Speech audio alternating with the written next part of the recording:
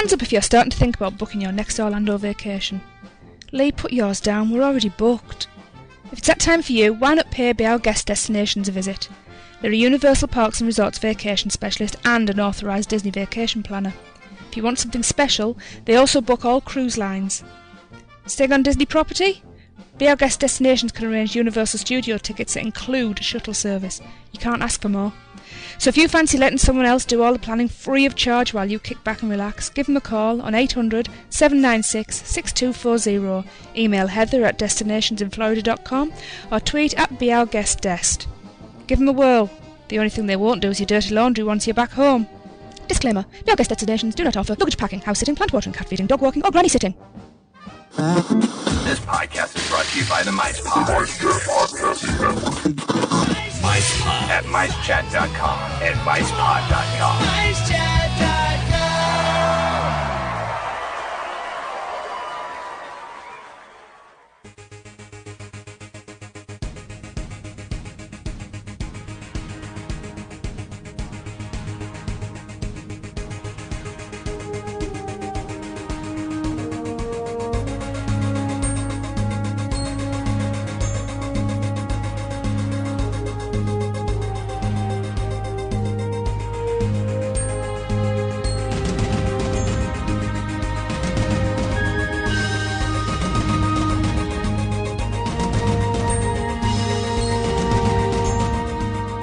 Greetings, Universal Orlando fans. It's time for the unofficial Universal Orlando podcast with your hosts, Lee, Tracy, and Darren.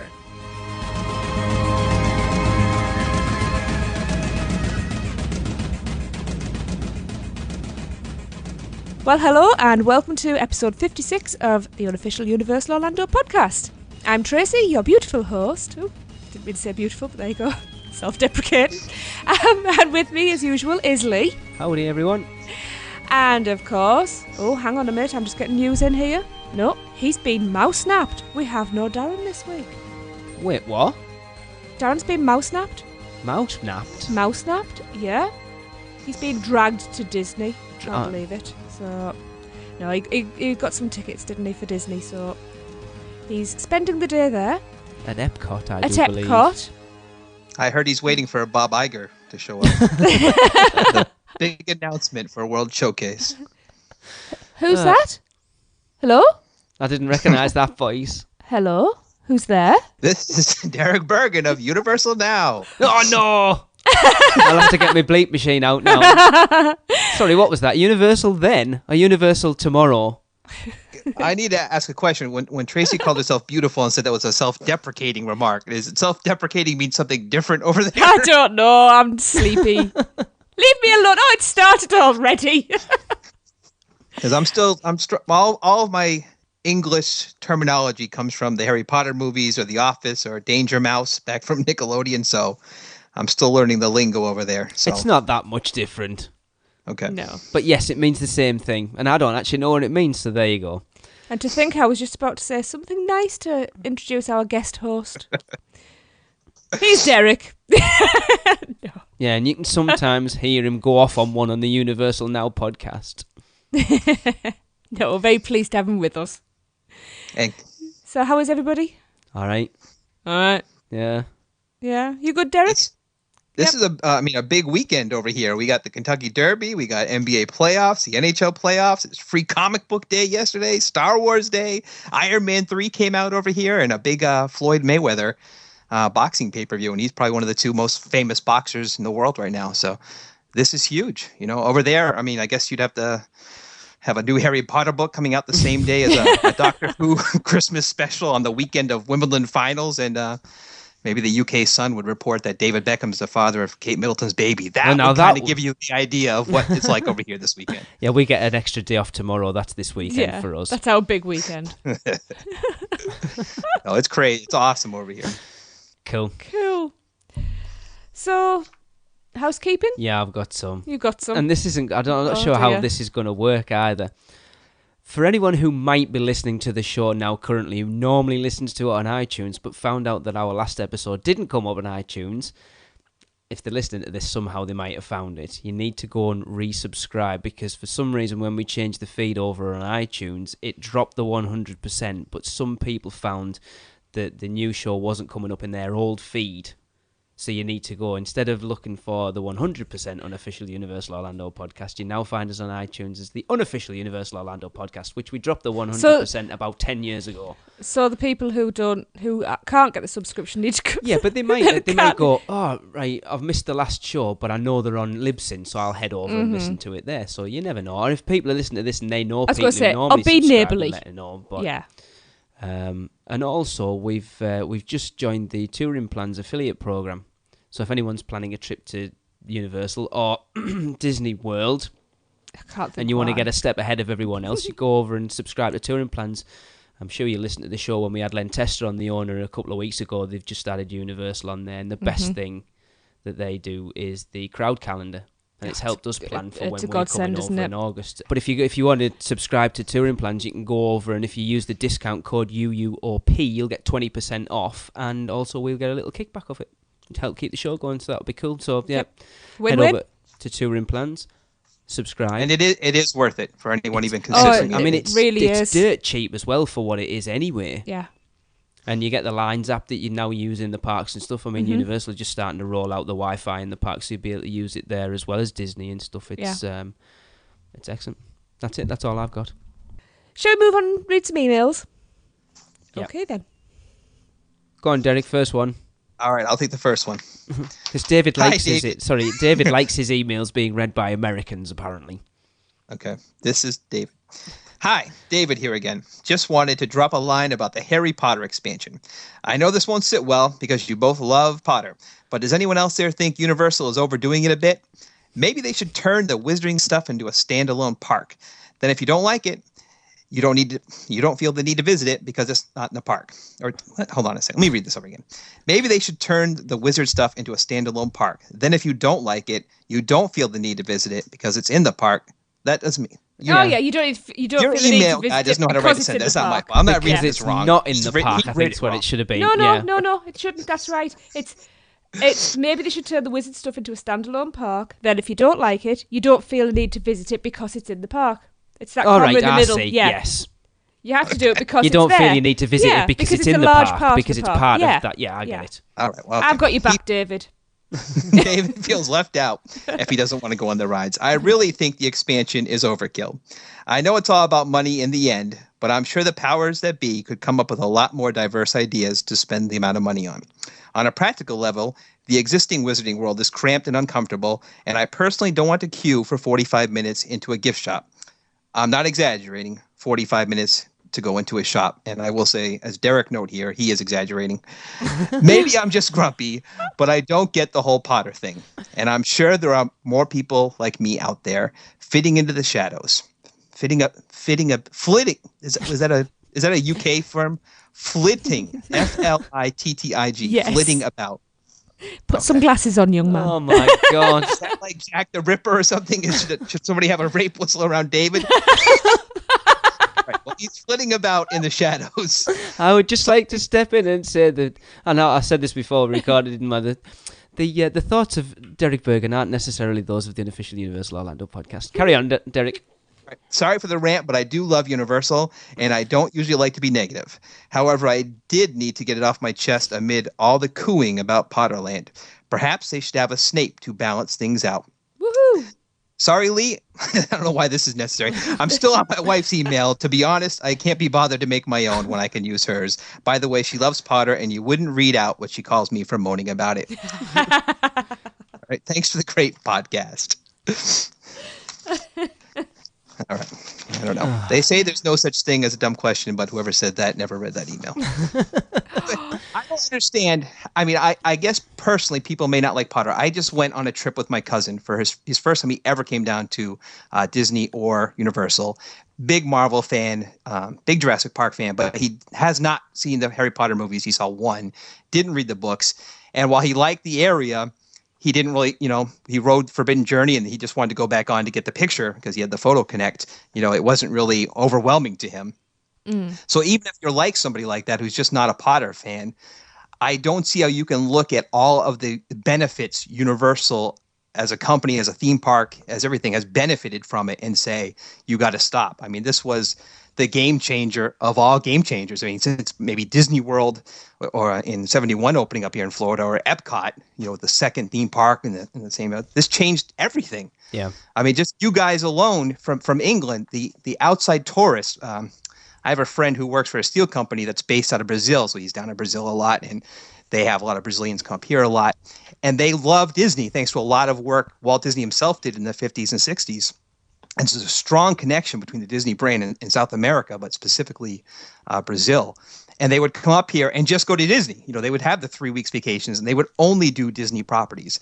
Well, Harry Potter changed everything. It's making the people from England and the UK and all of Europe and South America, not only are they coming to Universal, but as Jim Hill has said on your show, they're coming here first before going to Disney because this is what they want to see. I mean, and it's the newest thing in Orlando. Mm-hmm. So, but that's it. And the thing is, like you said, the money that's coming into Universal because of that is now getting pumped into parks to build everything else. And the rumours of the stuff that's and coming the in the next... gate rumour. It's the stuff that's supposed to be coming in the next 10 or 15 years that I've heard is all because of that. Mm-hmm. I'm a Potter fan, so for me, they can't put too much of it in there. But I can understand from someone's point of view who has no interest in it whatsoever. I still wish they hadn't taken Jaws out, but everybody knows that. I have to say, though, they really need a Snape in there. Can you imagine Snape just flitting about in the queue area towards, in the castle? Yeah. Just stepping out with his arms crossed, that stern look on his face. They need the darker element in there. I mean, I know we haven't done it yet at all. I haven't said we haven't done any of it, but it seems to be geared towards more of the sort of the Order of the Phoenix side rather than the Death Eaters side. And I think it would be interesting. Well, we said this about the limited time magic ideas that we did the other week, to do like a Halloween Horror Night style thing with like the Death Eaters and stuff in there. I think would work quite well. Right.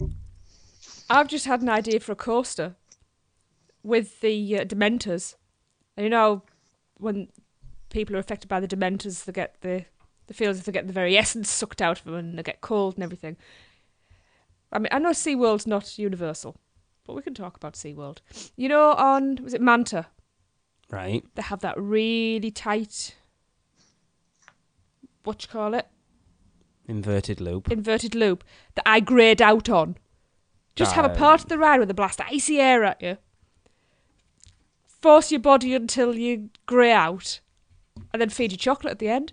That'll be cool. Sounds like a winner piece to of me. chocolate at the end of it. That would They'll work definitely quite well. sell you a chocolate frog at the end. You'll have them there. The other stuff they might not be with you on. Oh, you can sell them chocolate at the end? Oh, all right. What do you guys think? Now this person, David, said that he doesn't want more of something, but it seems the way all the countries have gone that people want what they've already experienced and they want more of it. They say they want original ideas and they want something new, but all indications is that they want more of what they've already seen, whether it's boxing or MMA, rematches on their pay-per-views. They do bigger numbers. In movies, Brave won the Academy Award. Wreck-It Ralph was even better than that. I thought it was one of the best animated films I've seen in a long time. Mm-hmm. But the one that made the most money and made more than both of those two movies combined was Madagascar 3. Really? Because people knew the Madagascar brand. Yeah, it's a worldwide phenomenon. Because people want sequels, and Pixar was founded on no sequel philosophy. Mm-hmm. And as soon as it got bought by Disney, now you're doing one sequel for every new original film. I mean, that's just what sells in today's marketplace. Yeah. So whether you like Harry Potter or not, it's super successful, and they know people are going to go to a new Harry Potter in plus, with it being 7 books, there is so much scope still left there. Diagon Alley's the perfect place for me as well to put in there. It's just, especially for theme parks built on merchandise, which they all are at the moment, Diagon Alley is just going to be a gold mine for them. But just backing David up, I do understand if you're really not a fan, then people are going to struggle. I don't know, because the whole area is so immersive. It really takes you out of a theme park. You're in a different world. And the new one, it seems, the Diagon Alley and the London experience, it's the closest many theme park people are going to be to, you come from the UK, but it's the closest many of us will get to actually being there and experiencing that type of environment. I doubt it, really. was gonna say, If it's anything like the UK gonna pavilion say- in Epcot, it's nothing No, like being here. if Miss Rowling has anything to do with it, it'll be far superior to a UK pavilion. Yes.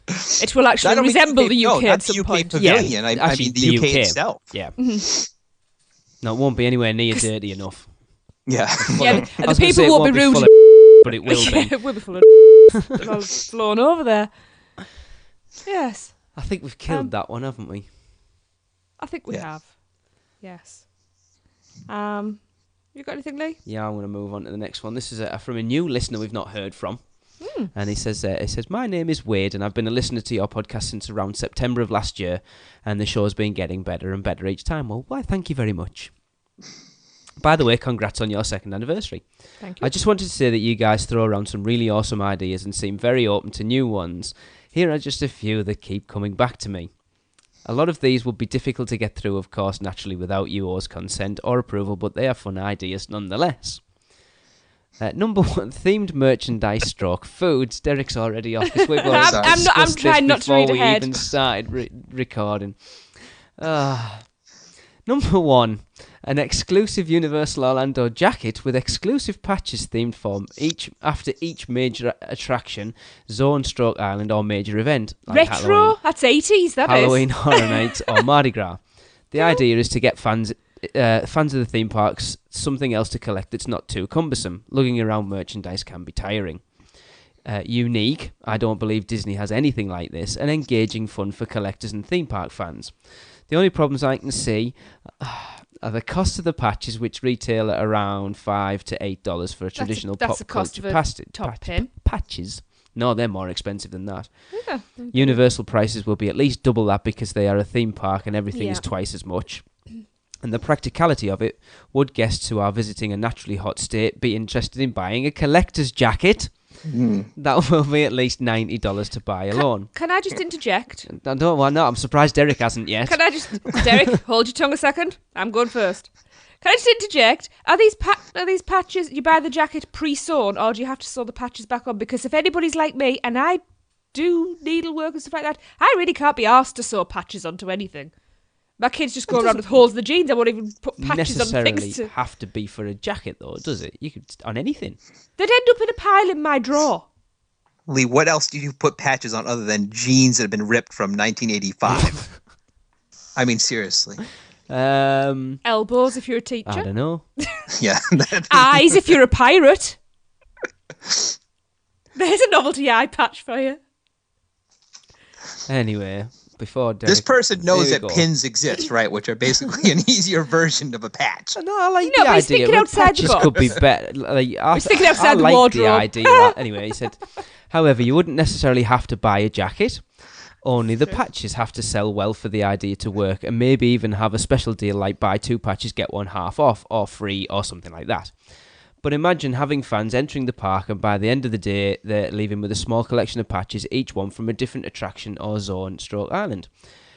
For example, an Optimus Prime patch from the supply vault at Transformers, a Halloween Horror Nights 23 patch featuring its icon or main attraction or property like The Walking Dead, or a throwback series that features past classic attractions like Jaws, Back to the Future, etc. I'm quite liking that, actually. Go on, Derek. What evidence is there to support that people would buy patches? I don't get it. If this were 1960 and the college campus in Berkeley or something, maybe. Right, I'm going to step in then. 2013, and he said naturally hot. Yes, if there's the scale of hotness is the sun, hell, and then Florida in the summer. And who is going to be wearing a jacket with patches on it during Well, that that's time? it. He said you wouldn't have to buy the jacket, right? But you saying what If you bring it evidence home, have you'll wear got it at home. that people would buy patches? Disney sell all sorts of and people buy it, right? It's They in would a have tried. it's in a theme park shop. People will buy it. It doesn't matter what it is. Duffy the bloody bear that everyone despises still sells so much stuff because it's there. This is true. I think people would buy them. I would buy them. What that says about me, I'm not quite sure after the conversation we've just had, but there you go. I'm a 1980s throwback, apparently. Get your old aviator sunglasses out as well to go with your Get our brown George leather Michael bomber cassette jacket. with your singles patches out. on. That's it. He's You got to need have faith, and he'll have. Well, Yeah. aviator sunglasses are back in. Yeah, you don't suit them, do you? I wouldn't buy them. No. Anyway, number Number two. two, please. Yes. You guys pretty much read my mind with the whole Jaws addition to the lagoon during the cinematic spectacular, and even having people pose with Jaws just as he breaches the water surface to give a good old scare. I was looking for that shark, I kid you not, during the first time I was watching the cinematic spectacular, and I know I wasn't alone. Get on it, Universal. And props to you guys for thinking of creative food festivals like in Shrek they would have something to do with onions because of the layers. Blooming onions or fried onions would be naturals. Despicable Me banana nut bread made fresh. Ha-ha. Derek, you're very much into your food things at Universal, aren't you? Those are great ideas. I really liked your idea of having a food and wine type festival in Universal, because when they have Mardi Gras and Halloween Horror Nights, they have those awesome kiosk food carts that come out with some neat options that aren't there during the day. And I think there's an excellent opportunity to do a movie-based one. So you guys, I loved your limited time magic show. That was fantastic. You guys, some great ideas. You only have to look at like what business Food and Wine does for Disney. It's just unreal at the moment. The money and the people that drags into Epcot. We were there. Was it last time we were there? Twice, with 2009 and 2000. Last time it was heaving. Yeah, so we didn't. It was last weekend. We didn't try anything, did we? No. Even though we wanted to. I still never. Anyway. This one, it's the brand name and it's the alcohol and the meat products, because I just went to Epcot during the Flower and Garden, which now has implemented the food and wine concept with kiosks around World Showcase. And I mean, there's two things wrong with it. There's almost no meat. It's all healthier, Mickey check approved selections. And they put some planters that to tie into the theme of Flower and Garden. There's a lot of plants in front of like where the people selling you the stuff are. And there was 0 lines at any of the food carts I went to, which at the theme park world there's the line for everything. Yeah. And so it's an epic failure that I think Disney thought this is going to be a huge success. You know, we're going to replicate the food and wine in the Flower and Garden. And instead it's a ghost town in front of the kiosks. It's still Flower and Garden is still popular, but they are dying out there at the food carts. Ooh. So Universal, if they're going to do something like food and wine, like you suggested, clearly it's not as simple as just putting stuff out there and people will buy. There has to be some thought put into it. Yeah. Okay. So and his final idea, he said, I've just heard that because of the new approval that Universal Hollywood has received for their $1 billion evolution plan, that the Wizarding World of Harry Potter can officially break ground, and that the Gibson Amphitheatre is going under the wrecking ball for it. Hang on, I think this is later on in our show notes, but anyway. Yeah. And I wasn't sure, but I thought I heard, that's all right. And I heard that both Curious George, Play Area and Waterworld were also part of a demolition to create the expansion. I've been looking over the Universal Hollywood map, and that's a significant amount of land to create not only a Hogwarts ride and Hogsmeade, but more. And I honestly think that a serious niche, I'm going to pronounce that word right. That word is niche, Derek, not niche, right? No, it's niche. No, it's niche. Trust me, it's a French word. I don't. Oh no, I wouldn't say that. Neither one of us are French. So how does that prove anything? Because it's French. It's a French word. The word is niche. Anyway, I won't get in there because I'll end up on a rant in American English. Anyway, so a serious niche is indeed to keep Harry Potter fresh to everyone, and what Universal should have at the Hollywood version is a ride or an area from the books that Orlando does not and may never have. Create original locations for each Harry Potter ride wherever the ride is around the world. What are some ideas for areas or locations in the movies and books that haven't been done that would be awesome to see? I'd like to see maybe the Chamber of Secrets, like a walk-through attraction or area, an Azkaban dark ride. Maybe too much scary already in the Potter rides. We could see the Burrow where the Weasleys live, or the freaking Quidditch World Cup, for God's sake. We all want that. Just a hopeful thought. That's all I have for now. I will tune into your next podcast. Best wishes, Wade. Have you people actually watched people play Quidditch in the real world? No, but I heard they do have Quidditch. They have a World Cup. Yeah. And it's so lame. Nobody wants to see that. So I disagree in principle. Isn't that just sweeping on a field? It's really odd. Wasn't the concept when the Wizarding World was first in concept phase that they were going to do like a broom ride through the area? I'm sure I heard that. Yeah, that rings a bell. I seem to remember seeing concept art. Like a sort of High in the Sky Zeus trolley train ride type thing going around the area. Yeah. That would have been pretty cool. I'm thinking now. what would be quite It's a cool. weird one, that the whole idea of having different areas in different theme parks. It's like, realistically, it's going to be a long time before we get out to California, and would I want something there that's not in Orlando? That's exactly idea. it, Lee. I would like to see the pie chart that shows the crossover between people who go to Disney World and Disneyland and Universal Studios Orlando and Universal Studios Hollywood. I think the sliver of people is so small that it's ridiculous for people down here in Orlando to be upset that Cars Land is probably going to come over here from California. It's just so absurd, the amount of small people that go from Orlando all the way to California, that you're really depriving the biggest part of your audience, because this is the capital of the theme park world, Orlando. It's not Disneyland or Hollywood, Universal Studios Hollywood. It's here. More people are going to see your product here. So it makes no sense to me why you would have it's different stuff in California or Japan or wherever it may be. If you have something good, bring it to Orlando, because that's where more people are going to experience it. Yeah. I'm not going to make a trip to go to California. Let's say Transformers never came here.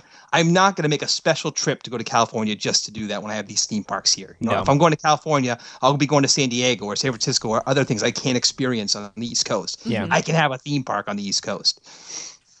So it's just weird thinking that I think it's short term. And thankfully, it seems the theme park managers, people, executives know that it's just better to build two. Well, it's not. It's cost effective. Like, we look at Transformers. that They've put it in Singapore. They've put it in Hollywood, and now it's in Orlando because they've worked all the kinks out. I mean, tried you and look how tested, isn't quickly they've dropped that old Soundstage 44 and built the new one, and literally a year. And it'll have cost them.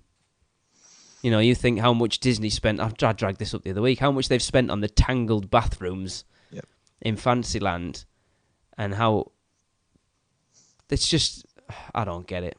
One of the first complaints that Disney World had in the early 70s was people came here, and Disneyland was the first one out in California. They came here and they're like, where is Pirates of the Caribbean? Yeah. You know what I mean? They wanted to experience. They already did. They wanted it again. That people want what we just established it. They want what they're familiar with. So even back in the 70s, theme parks knew that people want the same rides if they're good.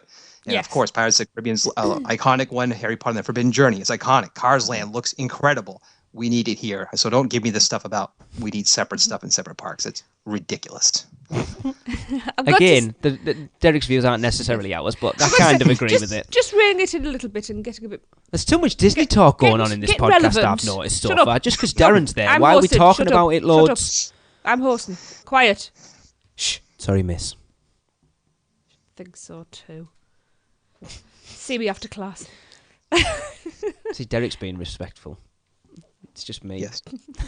Derek's a good boy.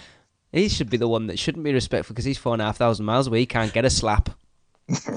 Oh, it's only It's not that many it's days. only 100 and so many days. I can warm my hand up. Don't you worry. No, going back to like the things that haven't been done yet in the Wizarding World. You know, I like the idea of the Azkaban Dark Ride.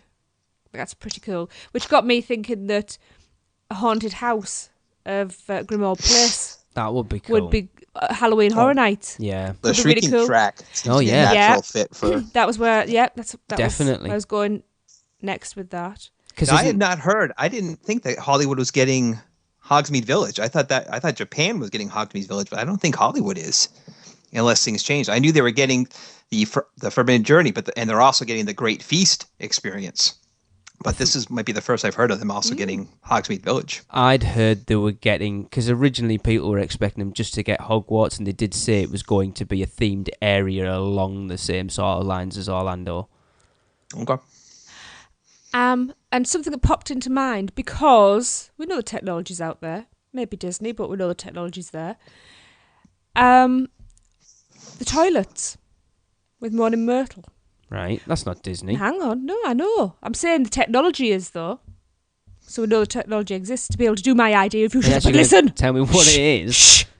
Oh my goodness. Right. What happened in the toilets apart from Myrtle's death? Someone probably took a dump. What did the three Harry of Potter took a shower. what did the three of them That wasn't in the bathroom. in the girls' bathroom, in the girls' toilets, what did the three of them do? They Pardon? made polyjuice potion. Yes. They fought a troll in the first movie. No, they did. You're right. Yeah, so how about the mirrors transform you? Oh, that would be cool. Yeah, see? What technology is that in Disney? Well, they use the heads and the Haunted Mansion. Yeah. So we know That it can would be be done. cool. You know, you could transform into each other. That would be pretty Do cool. you know what actually. I mean? You know, I was thinking about that, and There's so I love much the you could idea do. of the borough. I want to live Ministry in the of borough. Magic. Yeah. Is Hagrid's hut about? Isn't Or is isn't it that Hagrid's earmarked? hut next to the Flight of the Hippogriff, Derek? Just like a tiny Yeah, but little can thing. you go isn't it? in? No, It's part of it. Yeah, you can't go in it though, can you? it's part of the queue. No. No. And I've forgotten what I was going to say. The greenhouses for herbology? They're already part of the queue for Can the you Forbidden go in, Journey. though? Well, you kind of don't. You queue through the Yeah. yeah. Oh, Yeah. believe me, you don't want to Cool. go through it. Oh, that's right. Yeah, I've yes, heard it's it's really rather hot. hot. Yes. If you're spending a lot of time in the greenhouse, it means it's packed and you're stuck near the three-quarters of the way back point. Yeah. Anyway, that was just a few thoughts. I like that. I like some of those ideas. Yes. Yeah. I like this person who wants more Harry Potter. That's more logical than my David. And a jacket. We should introduce these two. Is David single? Oh no, he's No, talking he's it's quite not, yeah. single. Don't say too much. He David. only lives just round the corner from where I work. And it's a really rough area. It is. Don't say that. No, I know. It is though. I'm only winding him up. Anyway. Some parts of it are. Right. So, I have one, Kind of.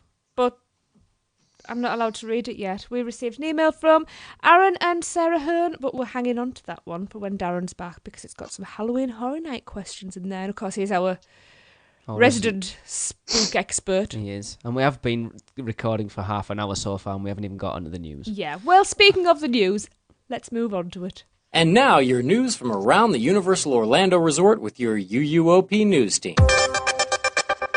Hey everyone, well the biggest piece of news that came out this week actually happened after we recorded the show. And what that was is that Universal have finally announced what's going on over at the old Jaws Amity area.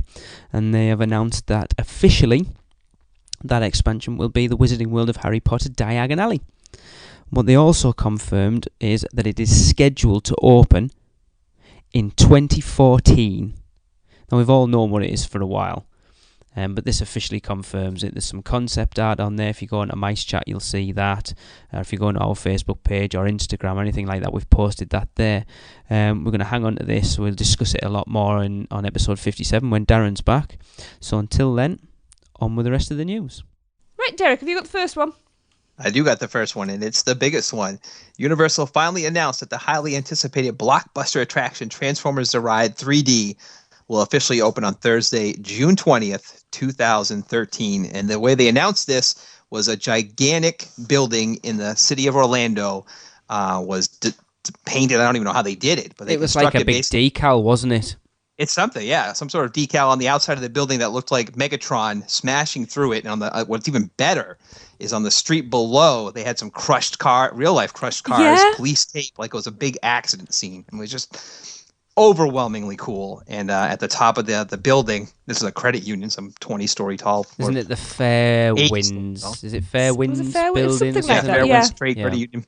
It said prepare for battle. I mean, June 20th. I mean, this is amazing, and it's my favorite ad, and it's much better. But they Yeah. have a billboard for Harry Potter that came out before the Wizarding World. That was one of the first 3D billboards I've seen with the wand coming out. That's really cool that you see from I-4 down in Cool. Orlando. So Universal is just blowing people away for ads.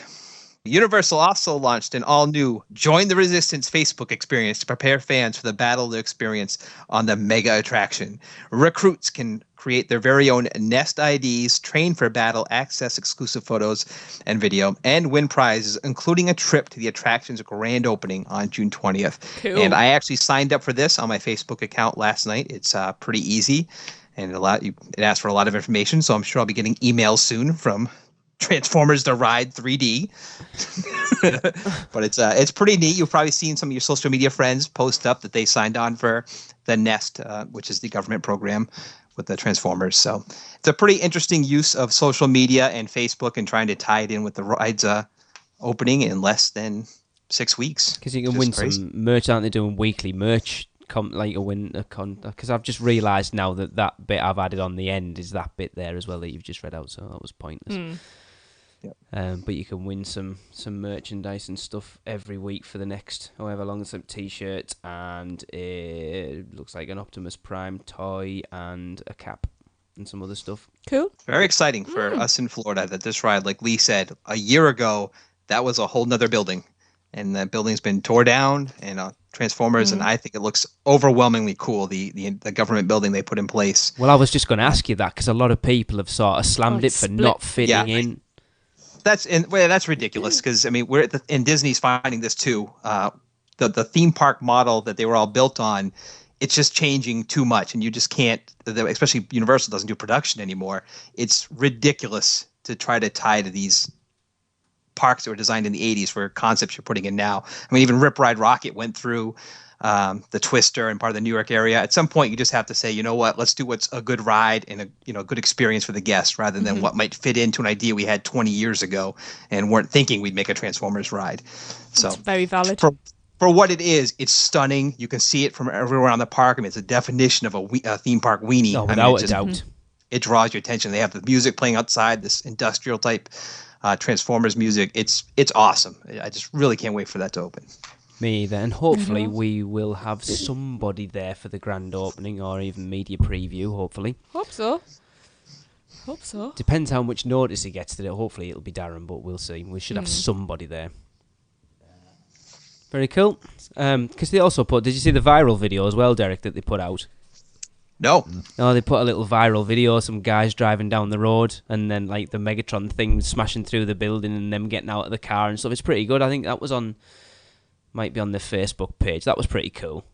Awesome. Yeah. Cool. Right, I shall take the next little one.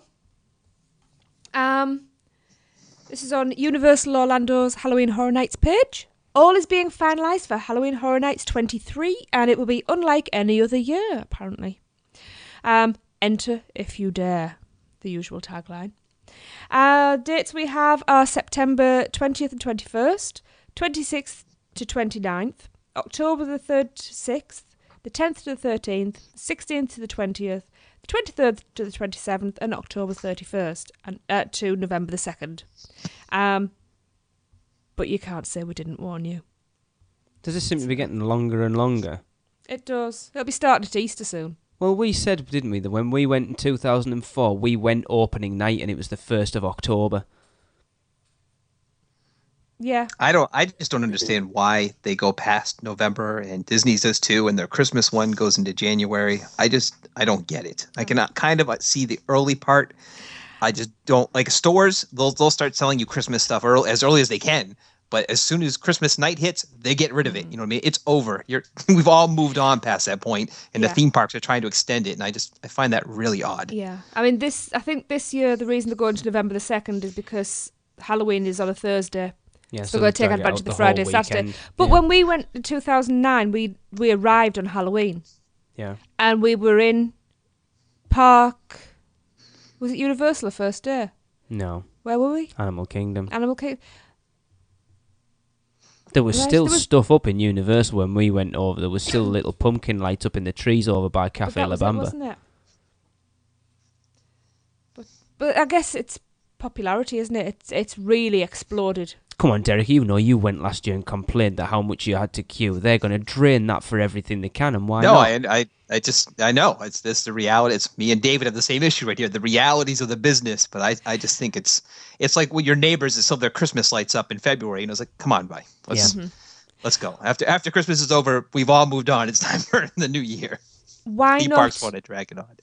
Why not in the 2 weeks running up to Halloween, just go every night? Right. Rather than just keeping it weekends or long weekends.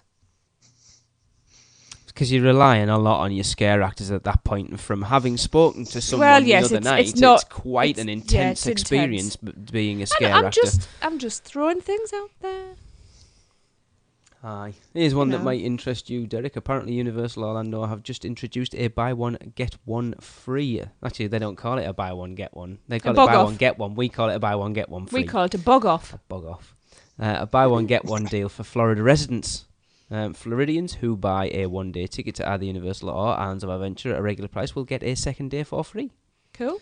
Tickets must be purchased through universalorlando.com, but they will not be available at the front gate of the theme parks. Right. The price is $88 for a one-park one-day ticket, or $82 for ages 3 to 9, and there is an option for Florida residents that allows movement back and forth between the parks that sells at $123 or $117 for ages 3 to 9. The buyers will pick up their tickets at any ticket window at Universal, and proof of Florida residency must be presented. This deal must be purchased by May 24th, and the tickets must be used by May 26th. Chris, that's a very, very short window. This comes out on the 10th of May, so you've got about 2 weeks. 2 weeks, 2 days to take advantage of it. As parents of small kids, what do you think of the discount of $6 between your ticket and their ticket? We had this conversation with last friends night? last night, and I think it's pretty poor, to be honest. Considering the height restrictions as well for some kids. Yep. No, it's bad at Disney, but even worse for Universal, because there's literally rides they can't get on. You're paying for $88 and you can do everything. Yeah. They're paying $6 less, and depending on the height of your kid or age appropriateness, I mean, let's say half the park. Well, let's take Jade into consideration. Jade's small for her age. Right, if we go to Islands of Adventure, she, like you say there, Derek, she'd cost us $6 less. She wouldn't be able to ride the Hulk, Doctor Doom, Dragon Challenge. I think that's it. Is there anything else that's got? Those are some big rides. You know what I mean? Your park is being sold on those rides. Yeah. So the Hulk more so. That's one of the first things you see, isn't it? You know, like there's families like us that say that we don't have holidays every year just so we can come across and have fun there, and that seems to be the majority of Brits. It's a different one because we get different tickets. Let's be honest. We get better deals. How many people go and pay the on the gate 1 day price? Really, I bet there's not many. I think you'd be surprised. I really? think that's theme parks are built on that. You know what I mean? They're built on people's stupidity. Well, like us coming over, exactly, and lack of planning. We're kind of we don't see it because we're in the niche market of podcasting, and we read books and we read websites, but that's not your average person. They don't know what's coming. They're gonna show up and not even know Transformers is here. They're looking for Jaws. You know what I mean? They have no idea. So if you go to Universal when you guys will this fall, you're gonna see how deep the lines get at the ticket kiosk because people are just showing up and they want to go to Universal, and it's $88 for an adult and $82 for a kid. And I think that's kind of insulting. I think it should either be $88 for everyone, just from 3 and up. You're all the same, or make it down to like $60, something where you're getting a significant discount because this child cannot experience as much as a full day person can. I'll go on height. Oh, it didn't bring the whistle out though. Come on, Derek. You need the whistle for that one then. Exactly. for people who want to know what the whistle came from on a discussion I had on our podcast, there are some people, especially in Florida, and it's mostly Disney fans, who are kind of upset that Universal got the state of Florida and the city of Orlando to pay for a bridge that is going to connect the new Cabana Bay Beach Resort to Islands of Adventure, which is across a pretty major road in that area. And one of the members of my show said the state shouldn't be paying for it. It's Universal, blah, blah, blah.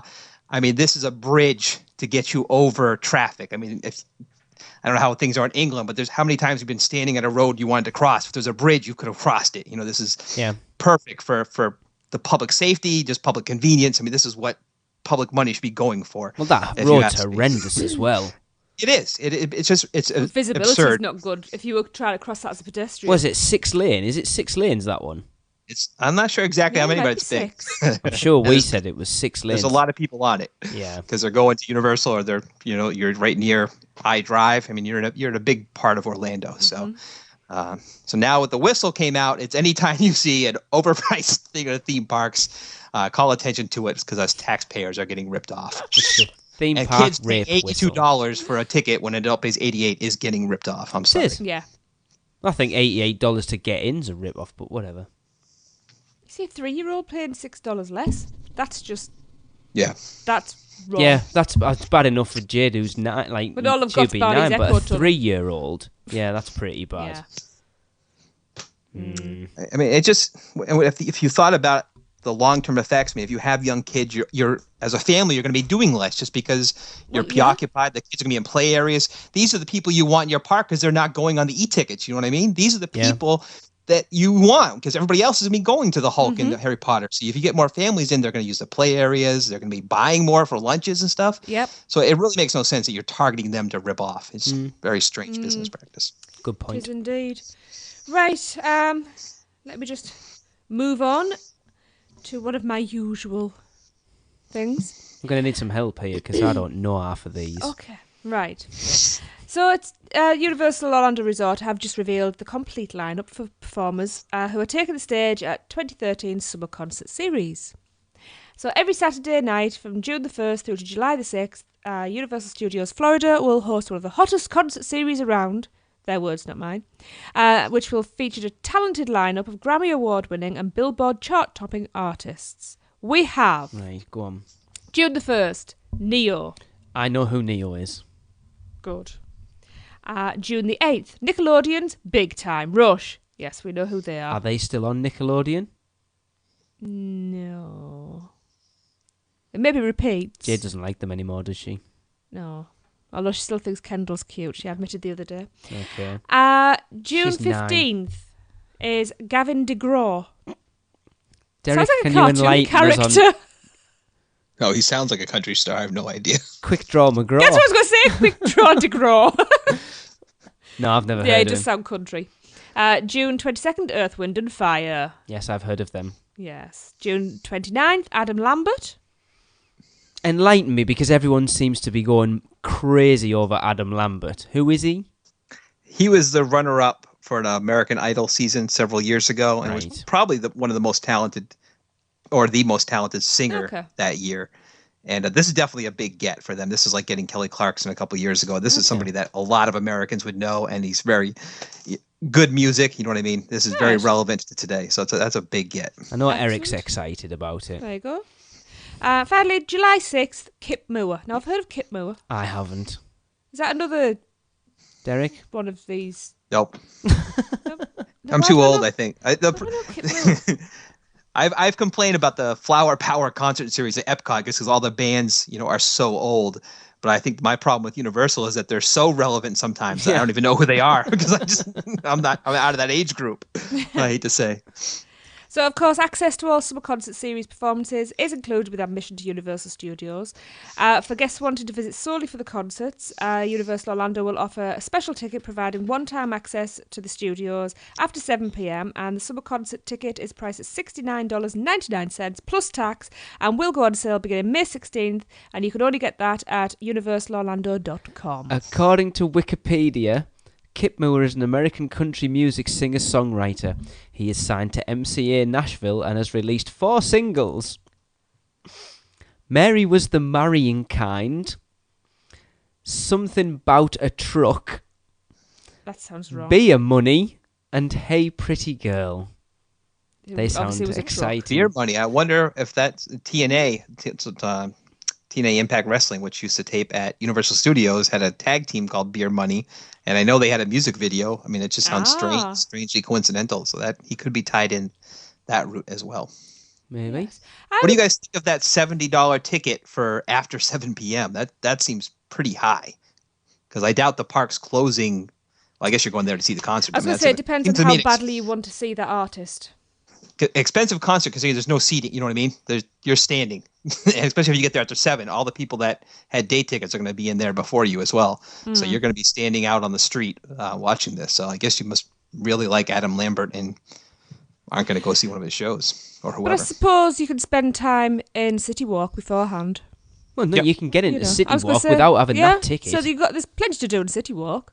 $70. No, I love City Walk. It's $18 less than a full day admission. Depends on how big a fan you are of Gavin DeGraw. I think the whistle should be going off for that one. Yeah, no, they should sell Children for 3 tickets for $59. Or 62. Sorry, that's 59 is way too big of a discount. Oh yeah. Right. I was just going to jump in and just say, by the way, are we not having a this month in history at any point? I couldn't be bothered to do them. We've been round them all anyway. There's that much news coming out at the moment. We don't need it.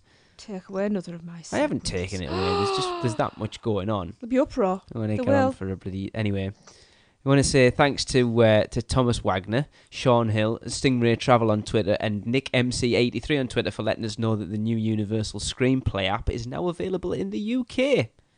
Yes. Oh, we'll get there. Mm-hmm.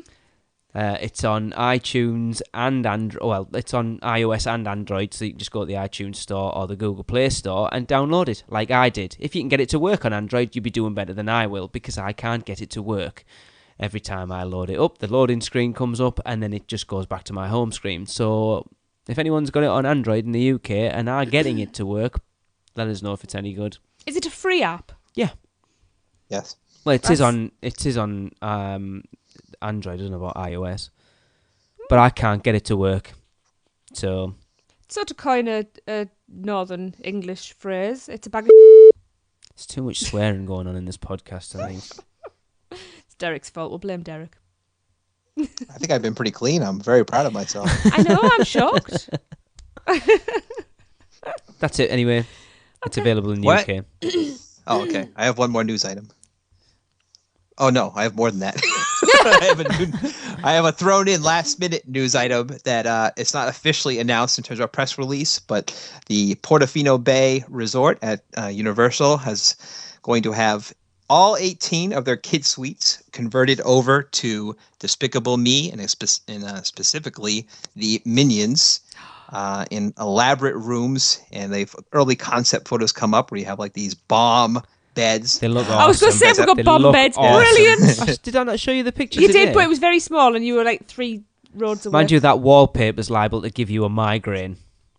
Yeah, no. What's really strange is I was riding the Haunted Mansion a couple weeks ago, and one of the neatest effects I think are when you see the wallpaper has blinking eyes. Yes. And it segues into just plain creepy eyes. Mm-hmm. And I thought, how weird would that be if you had eyes on your wallpaper? And then here's Universal with Despicable Me room that has a ton of minion eyes right behind you the whole time. The curtains were cool. They were really cool. I would just like to say, this is more of a disagreement between Lee and myself. You see how that wallpaper really, really worked? Yeah, it didn't. It would make an awesome tattoo. I'm going to get Telling it you, a go. I'm going full sleeve Minions. I'm sure our good friend Andy DiGenova would like to stay in one of these rooms. He loves Minions. His favourite thing in the whole wide world. Really? Note the hint of sarcasm. Mm-hmm. No, kids will flip out about this room. I Not have just kids, I would. Yeah. 3.5-year-old girl that comes with us to our trips, and that was her biggest thing, was seeing the Minions and seeing the Despicable Me dance party there and meeting the 3 girls and Gru. I mean, this is definitely relevant for today's generation. Absolutely. Is Despicable Me. It's such a huge brand, and the sequel I'm sure is going to be fantastic this summer. Can't wait for that.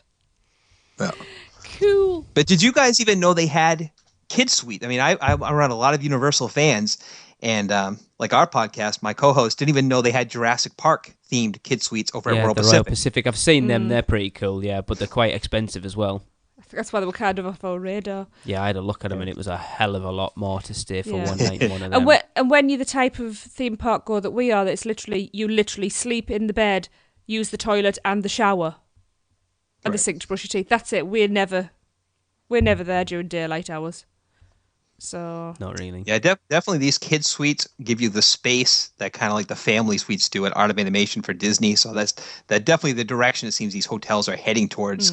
And it is, now that I've been so much, I love Art of Animation. I love having the ability to just sit in a living room and the kids can be in a different room and you can watch TV without all being clustered in the same spot. So after a while, especially you guys being here so long, being in a hotel room so cramped, I think gets on my nerves. But it's nice having, let's just say, the ability to have 2 bathrooms in the morning to get ready to go to the park, I think is almost invaluable. well, that's it. And it's also great if you've got the younger kids, like we did last time. The kids needed to go to sleep before we did. Yeah. And I wasn't wanting to go to sleep at 9 o'clock at night. Yep. So that's ideal.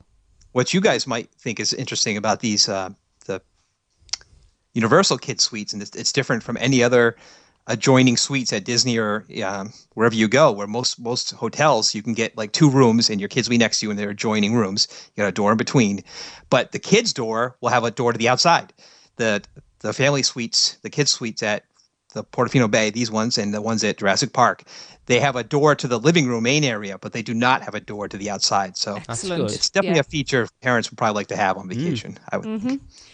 And that adjoining door hopefully would be lockable, and that would be a soundproof room they would be in. Yeah. With no window.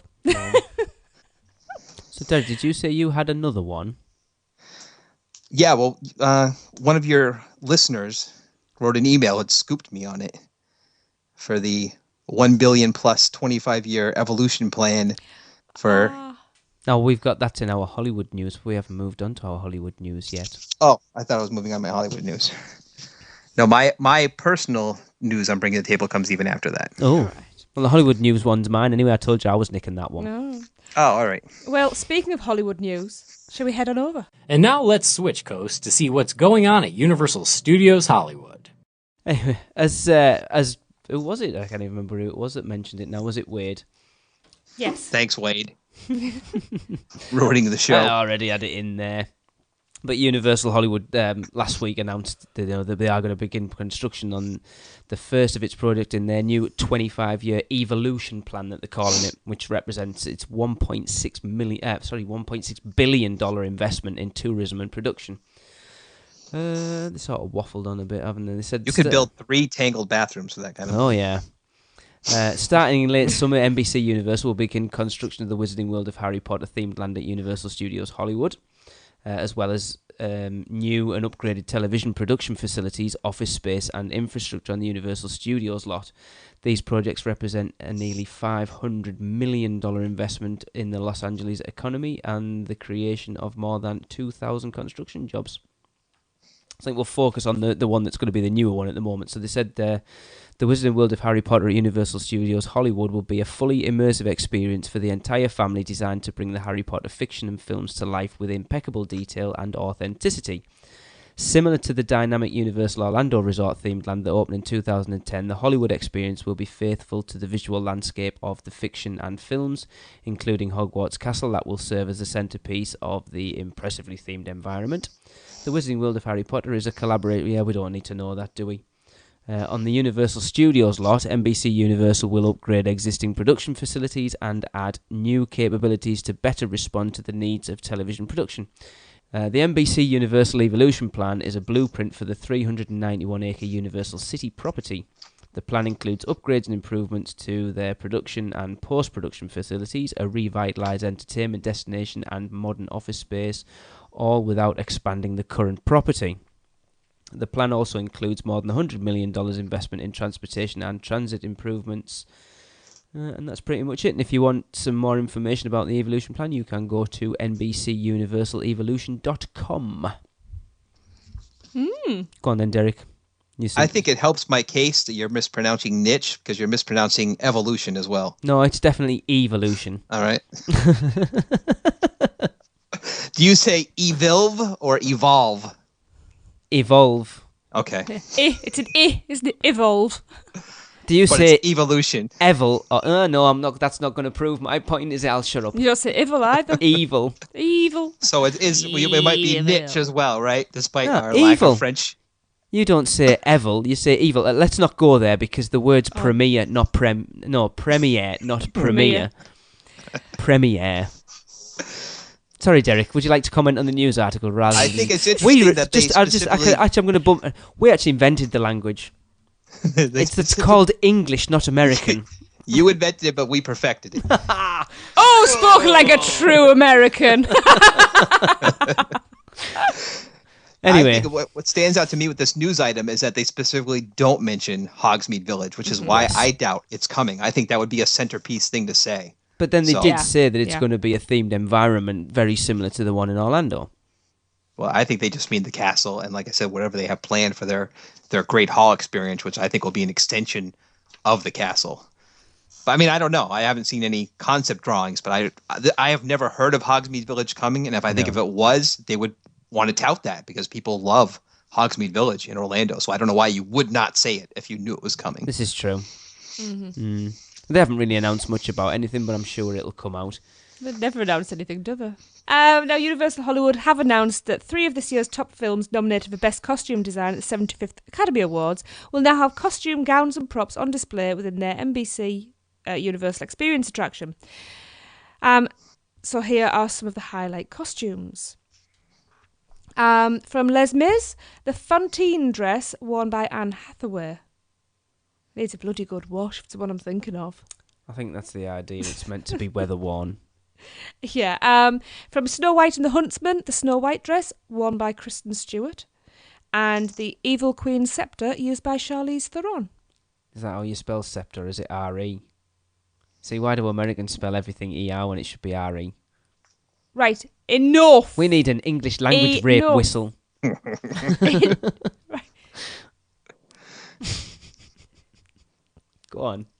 Are you sure? People are used to us by now. Anna Karenina, the dress worn by Keira Knightley. Why have I got this? Is it because I'm the girl? Yeah. The token girl, and I get... Yeah.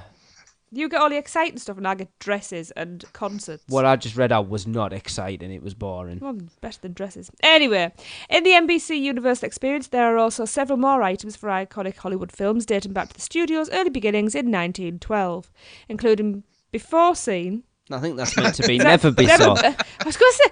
This was actually sent to me. Including drawings you've seen before. Yeah!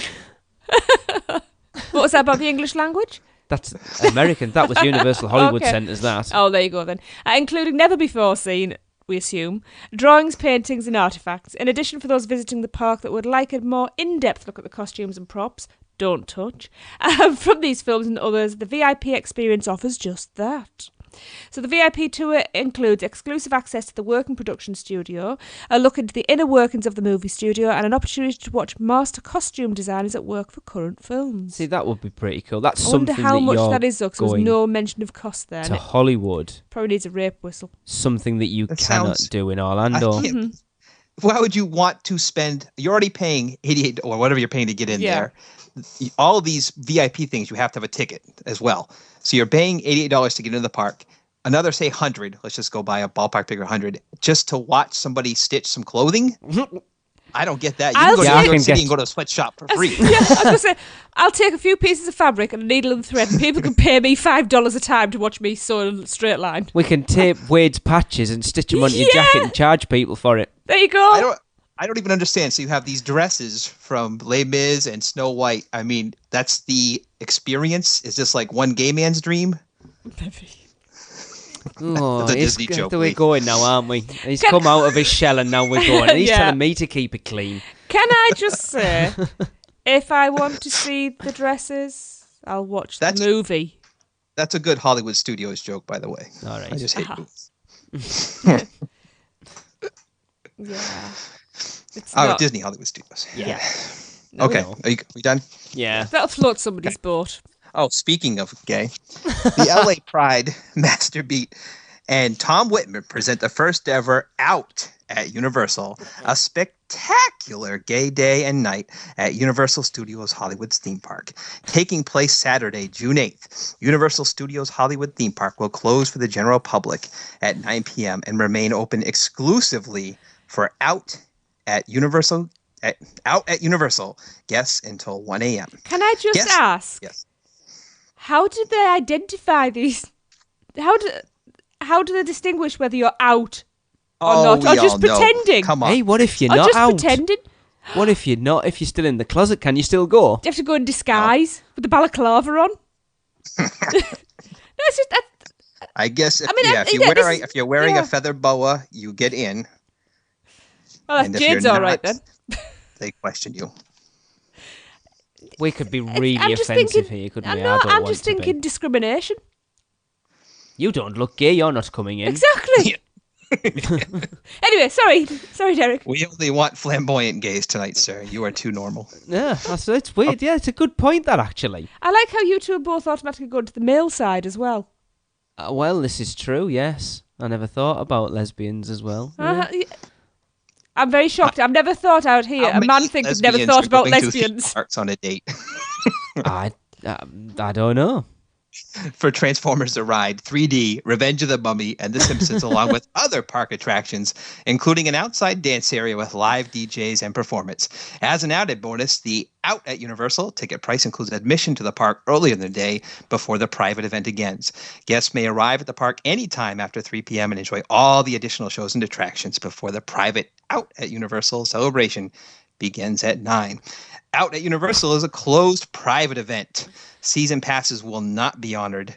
It is the one night when LGBT, which I know it's lesbian, gay, maybe bisexual and transsexual attendees can walk hand in hand and enjoy the thrilling rides without fear of harassment. Additionally, guests in the mood to take their Pride celebrations to the next level can opt to add on an additional party to their Out at Universal admission ticket. LA's hottest Pride dance party, We Party formula, will also take place on the Universal Studios Hollywood lot during the event. Now, after riding the attractions and dancing outside, guests can step directly into one of Universal's very own giant sound stages that'll be transformed into LA's biggest mega club with thundering 6-point sound, lasers, and lights, and the world-famous production of We Party, direct from Spain. DJs Alison Calagna and Manuel Diego whisk partiers on an adrenaline-pumping musical journey from 10 a.m. till 4 a.m. This club has 10 p.m., not 10 a.m. 10 p.m. to 4 a.m., and this club has everything. Clones, Batman impersonators, sneezing, a Russian man on a prepaid cell phone, and even midget bowling all night long. Do you guys know what midget bowling is? It's bowling with midgets. It's a thing where you take 10 little people, stand them in a triangle, and then you put a regular-sized human being in a giant hamster ball and roll him into them. Oh yeah, they did it on Jackass 3.5. Yeah. General admission pre-sale tickets for Out at Universal are $65, which is a dramatic savings over the regular park passes, and are available online at outatuniversal.com. Being serious for just a second, this is quite a good idea because I know from listening to a lot of podcasts that gay days at Disney, a lot of people who aren't gay complain that it's kind of in the face, and people who are say that they get harassed and stuff. So at least they're being sensible about it. I'm assuming this is Universal's own wording. Well, I'm a little horrified at the way I've looked at it, I don't think they could word it any other way. And it's saying, as an added bonus, the Out at Universal ticket price includes admission to the park earlier in the day before the private event begins. So, yay, you're even allowed in the park with the normals. That's how I see that. And my hand went to my mouth. I was horrified by that. It's saying that $65 is also going to get you in the park 6 hours before it's just, as an added bonus, we're going to allow you in. Do you know what I mean? But it's still a bit weird that they're going to get in at 3 o'clock and have to sort of conceal it a little bit because the concerns that they might get harassed. And then as soon as 9 o'clock, they can that sounds wrong. Get out, can't they? It's still a bit weird. But not gay doesn't necessarily mean camp. Well, no. Lee. Sorry. I know plenty of gay people, so I'm certainly not prejudiced by any means. Bloody good job. I wouldn't allow I'm more upset that gay children have to pay the full price. Oh, Derek. They might have $6 off. They haven't announced that yet. Interesting. You guys brought up the first point, which I didn't even consider reading the news story the first time, is, what's to stop me from going? I don't understand straight away I was like... that at all. But I'm sure there are people that are that bigoted that would go just to harass people. Right. You have over here in America, especially people trying to be controversial, but like the Westboro Baptist Church and stuff who are picketing funerals and stuff. Yeah. If you really believed and you were anti-gay and lesbians and stuff like that, why wouldn't you just spend the money to go there to be a public nuisance? Yeah. Mm-hmm. If that's your calling from whatever God you believe in. It just seems strange. Let's face it, people don't have the sense if they don't like something, stay away. Right. They have to go in and make their opinion public, which drives me insane. And I've completely forgotten what I was going to say. I wonder if it's something we would ever see over in Orlando.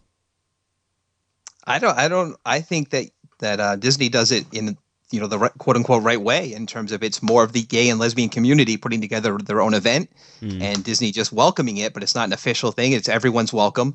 Obviously, like Tracy said, some people get a little skeeved out just because they're not comfortable with the idea of gay people, I guess. But when you start making things like this official, it's really strange. I mean, what is going to be going next? An African American night and Mexican night. Yeah. And, I just don't know why you would separate people like that. And That's a good theme parks point.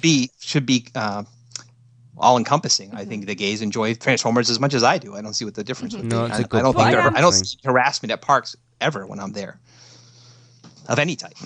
No, this is true.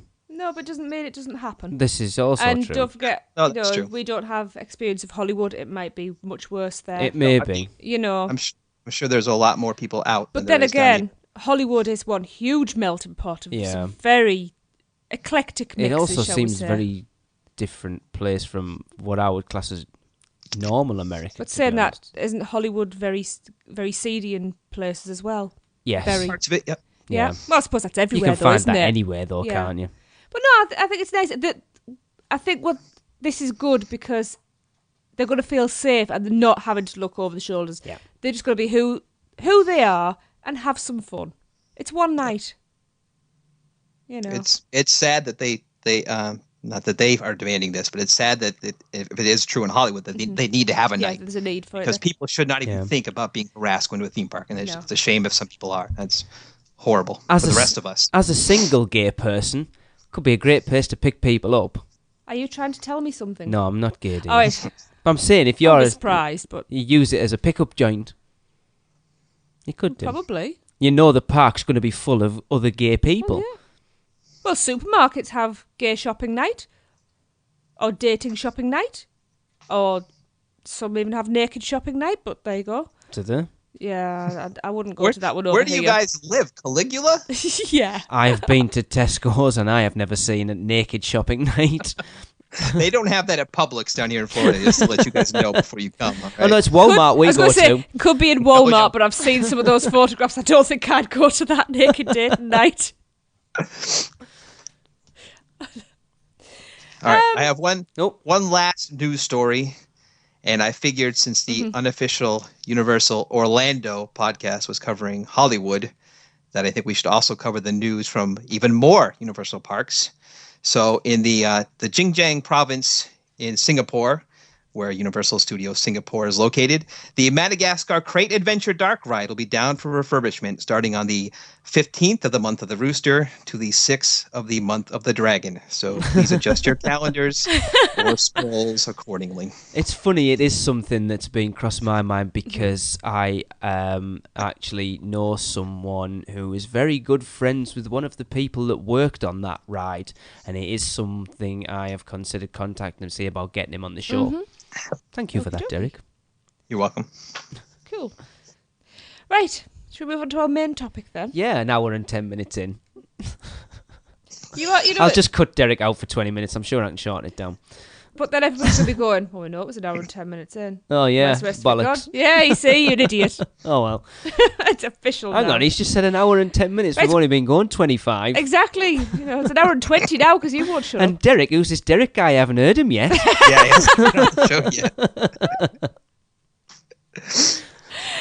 Right, so yes, the main topic. And the reason that Derek has joined us, well, part of the reason that Derek's joined us. Yeah. Um, The main reason, really. Yeah, and that's for us to talk about one of the most anticipated parts for August UUOP meet, or Met as Lee's put in the notes here. It's been a while since I've spelled something Uh-huh. wrong. Oh, I've got to point I even it out. put it through spell check. That's not my fault. So that is the kitchen sink challenge. Yay!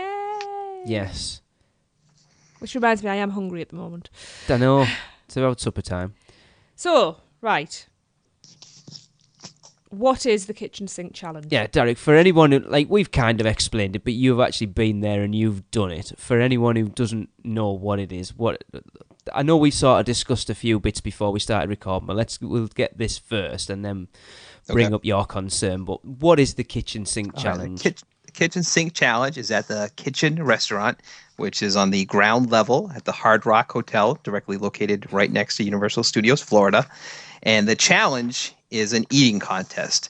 And within 30 minutes, you need to eat the kitchen burger, which is their signature burger there, side of French fries, a fried pickle, and the kitchen sink cake. And what is the kitchen sink cake? It is a 3-pound slice of cake with 7 layers of heaven, including brownies, peanut butter crunch, chocolate chunk cookies, cheesecake, pecan pie, devil's food cake, vanilla chiffon cake, all of that covered in chocolate buttercream frosting, chocolate chips, chocolate sauce, and Heath Bar Crunch. And it's all served with vanilla ice cream, a couple strawberries, and some other artistic flourishes. So all of that needs to be consumed within 30 minutes. In that you win the kitchen sink challenge, which I might add is undefeated by mortal man to this date.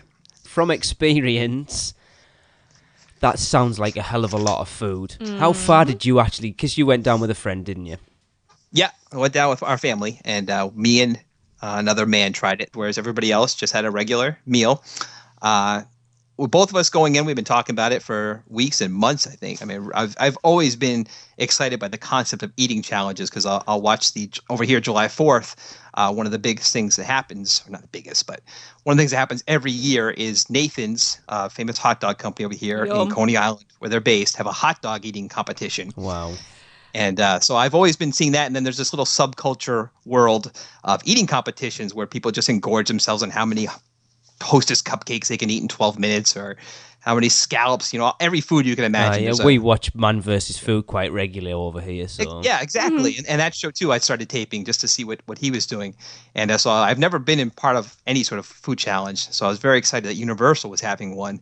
And so we got there and we both had different techniques. I went with I didn't eat anything all day long.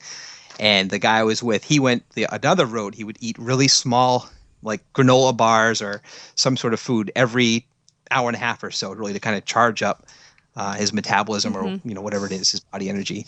And we got there. We're both ready to go. They have a person from the kitchen come out. They have an official start.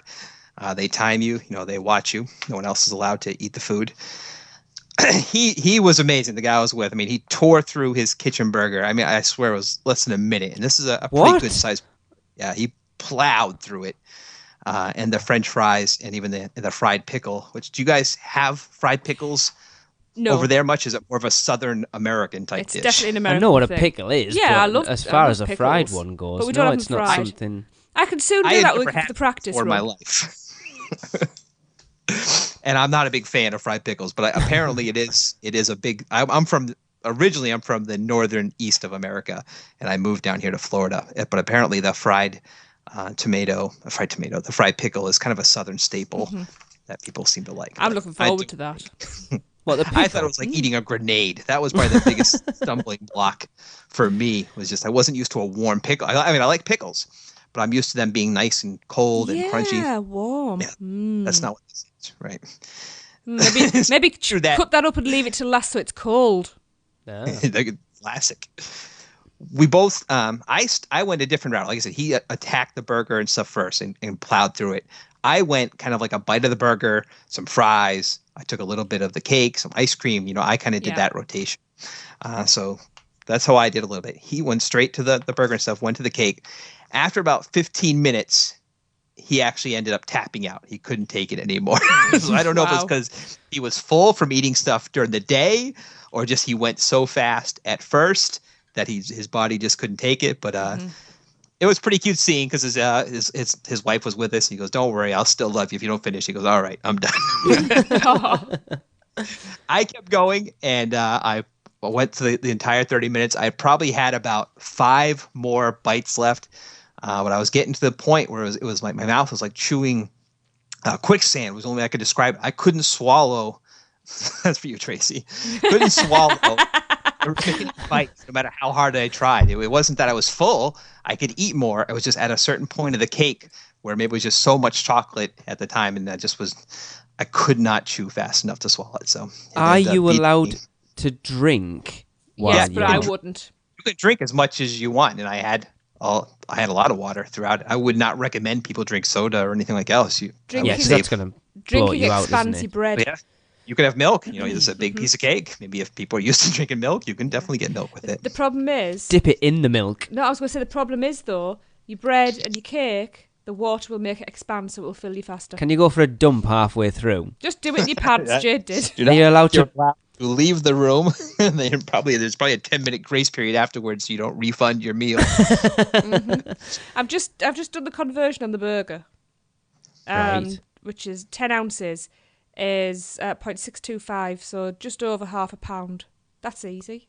The burger was awesome. I posted a picture on your Facebook. I tried to put a McDonald's hamburger next to it to kind of show it. But it's a great burger. They got a special sauce on there that's great. It has an onion ring on there, cheese and bacon, lettuce, tomato. I mean, it's a great burger just to have by itself. But as part of the challenge, it's really good. So how far did you actually get through it, Derek? As I said, I had about 5 bites left, Of... and I just couldn't. The cake. That's all I had left at that point. And that was... Probably did you actually... What did you do? Did you tap out, or did you actually run out of time? I ran out of time. Yeah, I kept going afterwards. I finished it. Wow. Then I really slowed down. I probably took like 45 minutes to. I'm to quite complete. interested because it's a vegetarian option. Yeah, you can definitely. Actually, the person I was with, he's a vegetarian, so he got. See, I don't eat great amounts of meat anywhere. Meat doesn't sit well on your stomach. I think the veggie patty might be a better idea. I'm just looking at bacon. If you get the veggie patty, do you get the bacon? Ah. No, that's No fine bacon. because I love bacon. That's an extra thing off it then. And Yeah, he they had, probably they basically had that in. replaced the bacon. You have 2 veggie burgers. Oh, Okay. right. Okay. Yeah, but it's not going to be 20 ounces of burger. Right. Yeah. No, it's You know, not. It's but all not. It's not comparable to the hamburger. All right. Because I'm assuming that if the piece of bacon was fatty, you couldn't leave the fat. No, you would have to finish the whole lot. Whereas I've seen the Great Outdoors. I cannot eat bacon fat. You've seen how I eat bacon. So I'm definitely going the vegetarian patty Like the route. burger I could eat, I've looked at that slice of cake that you posted on our Facebook page, and it just looks immense. It is, and the pictures don't even do it justice. I think everyone that was in. We were in a smaller part of the restaurant at the time. I mean, the restaurant's is really big, actually. We were in one of the side rooms. I think every person that was at a table came over before we started. When they started they bring everything out together too, all at the same time.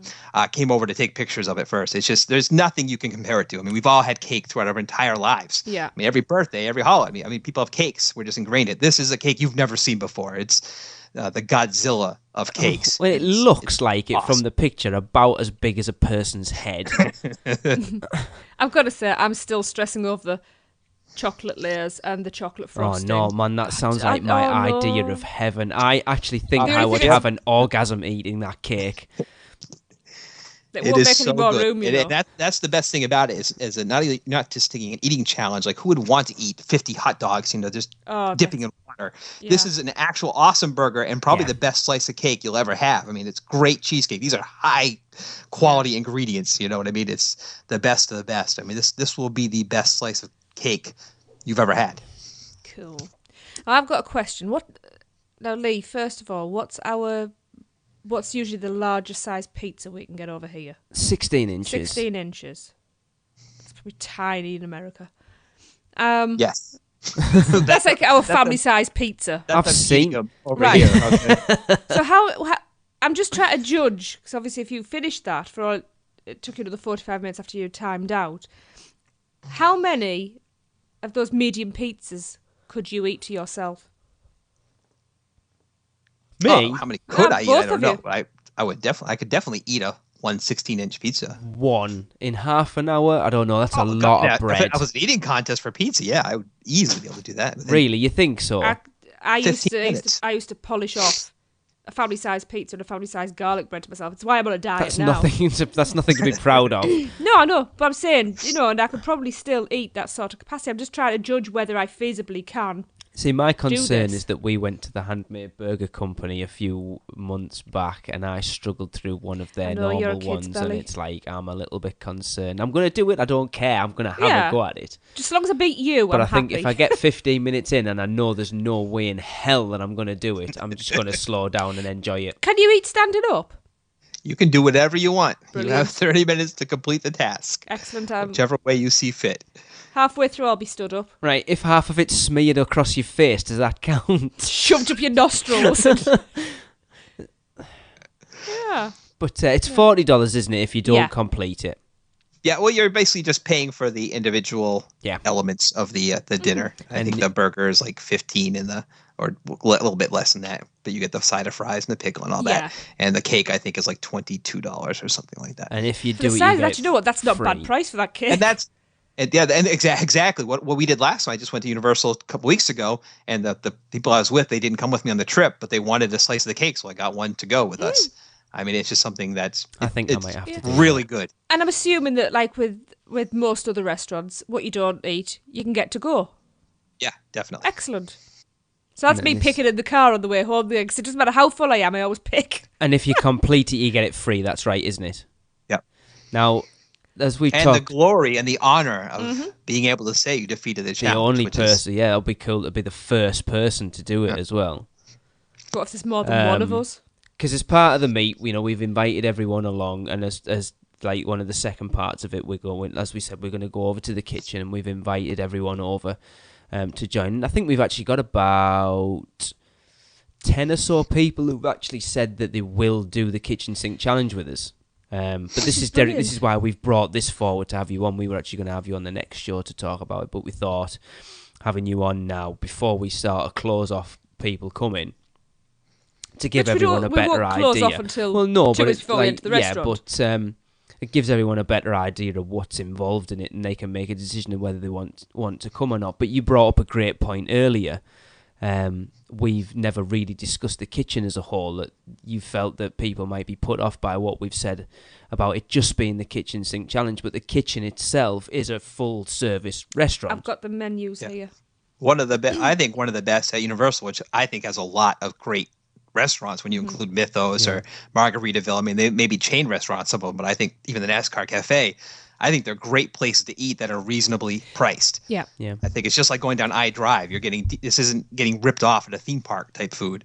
I think people will be amazed at how good the kitchen. I mean, the kitchen is at the Hard Rock Hotel is trying to appeal to a higher end client. I mean, this is quality food. This is looking not here, a it burger really that's is. been sitting under a heat lamp for 5 hours. You know what I mean? This is a great kitchen, and so I think people need to realize or should understand that they don't need to be compelled to eat this large amount of food. They have a full restaurant, a full bar. You can just go there and have drinks. I mean, it's a great environment. Yeah, that's what I was going to say. If you're coming along and you're not doing the challenge, just come and have your evening meal with us. Well, alongside us. I mean, do you want me to quickly run down the You can menu? run a for few people? bits and bobs, yeah. Yeah, starters. You have soup, calamari, fried gator tail, mussels, dips, wings, quesadillas, empanadas. There are also flatbreads, various flavours. Kitchen classics, your kitchen burger. So you could just get the burger if you wanted to. The classic burger, there's pot roast and mac and cheese, chicken, tacos, pot pie. Sounds good. There are various salads, and there's also pasta dishes, crab cakes, various fishes, or fishies, or whatever you want to say. Pork chops, filet mignon, New York steak, and then there's sides as well that you can pick up. And you're looking, I'm assuming the numbers after them are the dollars, because there isn't actually a dollar sign on it. Well, it will be. It's not going to be pounds, is it? But your starters are from $6 up to $16, which isn't bad for a starter, really. And that's in Orlando. That's not bad. No. In a theme park as well, in a pretty high end hotel. And what I would consider, this is comparable to a deluxe hotel. So think about the Polynesian or Contemporary at Disney. That's what you're getting for service and quality like you think about the California Grill at the Contemporary. Exactly. Lee. Yeah. Your kitchen classics start at $14 and go up to $25. That's not bad. That's the kitchen burger's $18.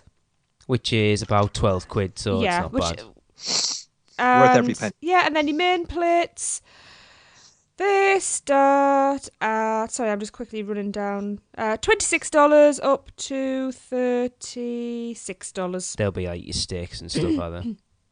I'd just like to say that it is hilarious that this is really high-end food and it's real quality and you're paying $40 to shove it down your neck in 30 minutes Yeah, or not less. taste it.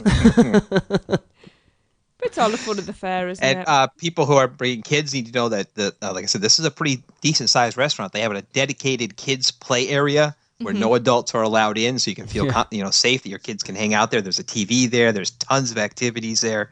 I mean, this is an incredible restaurant on property. That's where we're sending our two then.